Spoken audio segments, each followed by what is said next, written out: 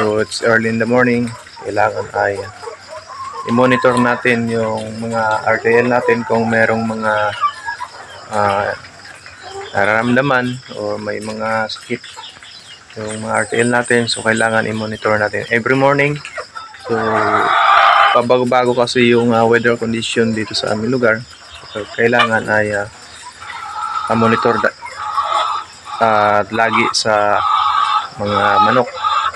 So, katulad dito mga idol, ang layer na ito dito ay may kulang na tig-iisa. So itong isang kwarto ay kulang ng isa dahil ang isa niyan ay nasa isolation. So naka-treatment siya.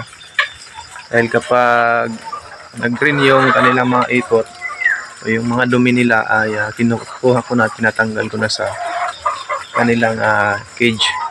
Kasi it's possible na hindi sila mangingitlog dahil ay nag-green yung ipot nila. So kapag na may nararamdaman yung ating mga RTL ay possible na hindi sila mangingitlog.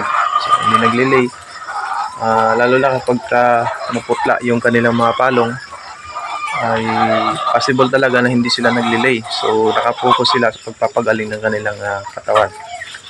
So kailangan ay tanggalin natin sila doon sa kanilang mga cages dahil nagko-consume lang sila ng feeds at hindi nangingitlog. Kapag nasa medication sila ay hindi layer feeds yung aking pinapakain sa kanila dahil maapektuhan din yung kanilang katawan o yung kanilang karamdaman kapag layer feeds pa rin yung pinapakain natin sa kanila. So kailangan ay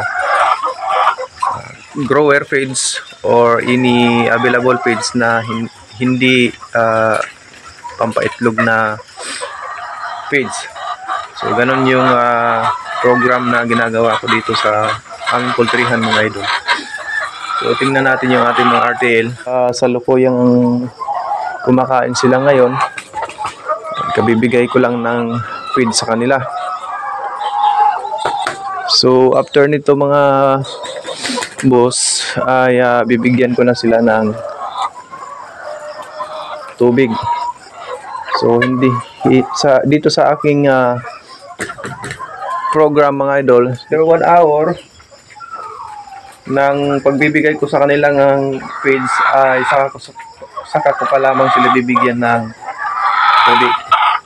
So katulad nito, nagbigay ako kanina ng mga 5 AM. So mga 6 AM ay bibigyan ko na sila ng tubig. So at least nauuna nila yung pagkain nilang kainin yung feeds bago uminom ng tubig. O ilan na gusto na nilang uminom pero hindi ko muna sila binibigyan kasi nga kailangan mauna nilang kainin yung feeds bago makainom ng tubig. So yun yung dahilan para ma-maintain natin yung egg production nila. So ngayon about 80% yung ating mga naha-harvest na egg mula sa kanila. So kahapon pagkolekta kami ng 7 tray at mahigit kalahati. So sa hapon kasi ay nakapagkolekta pa rin kami ng isang tray. So yung mga nakarang araw medyo bumaba yung production nila dahil ay yun nga may mga tinanggal ako dito sa kanila ng mga kasamahan nila na nag-green yung mga dumi nila. Ang iba yung mga maputla yung mga palong ay tinatanggal ko na. So far ay wala namang mga nanghihina. So lahat sila malulusog. Ayan, at mapula yung kanilang mga palong. So as this day mga idol ay nasa 23 and 24 weeks na yung ating mga RTL. So ayan, ang iba ay nag-start na sila maglilay. Ayan o. So kanina ay may mga nakuha akong mga manipis yung shell. So 4 na piraso. So ang iba kasi niyan mga idol, yung mga nasa hindi pa masyadong eksaktong edad nila. Actually may mga bata pa kasi dito eh. Nagkukos sila ng pangitlog na manipis ang shell, lalo na pagka kulang sa calcium or sa pailaw. Kasi yung program ko mga idol ay para sa pang 24 weeks na. So yung mga ibang nahuli syempre ay nasasabay na sila sa program ng mga may edad na manok. So katulad nito,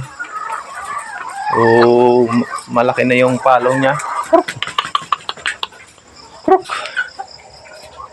Laylay na yung palong niya. So may kaedaran na ito, ayun, no?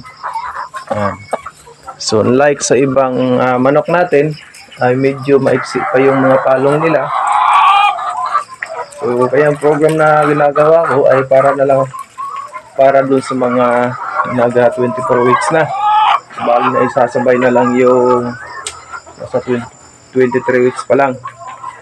So hindi naman karamihan yung mga manok natin na nasa 23 weeks. So yun mga idol, ang ginagawa ko dito sa kanila, yung program ko ay binibigyan ko sila ng vitamins ng Vitamin Pro.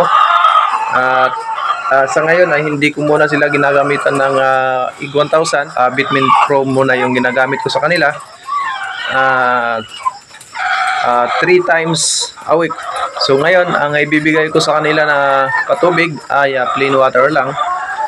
Kahapon ang aking program ay Vitamin Pro. So bukas na ulit ako magbibigay sa kanila ng Vitamin Pro. So ngayon, plain water muna. So kailangan ko na magbibigay sa kanila ng tubig mga idol, kasi ang karamihan sa kanila ay halos naghahanap na ng tubig. Ayan o, naghihintay na. So kanina pa kasi ako nagbigay sa kanila ng pagkain, so mag 1 hour na. Kailangan ko na magpatubig sa kanila dahil baka ma-dehydrate din yung ating mga RTL. Alright mga idol, maraming salamat. Sana supportahan nyo palagi yung aking page at yung aking YouTube channel. The same lang ng name ng aking page. So pakisuporta naman mga idol sa lahat ng mga gusto mag-business, mga OFW, sa lahat ng mga gusto mag-invest ng ganitong klaseng negosyo. Willing po kayo mag-leave lang kayo ng comment dyan sa comment section at mag-message lang kayo sa aking Facebook page. Maraming salamat and happy farming sa lahat.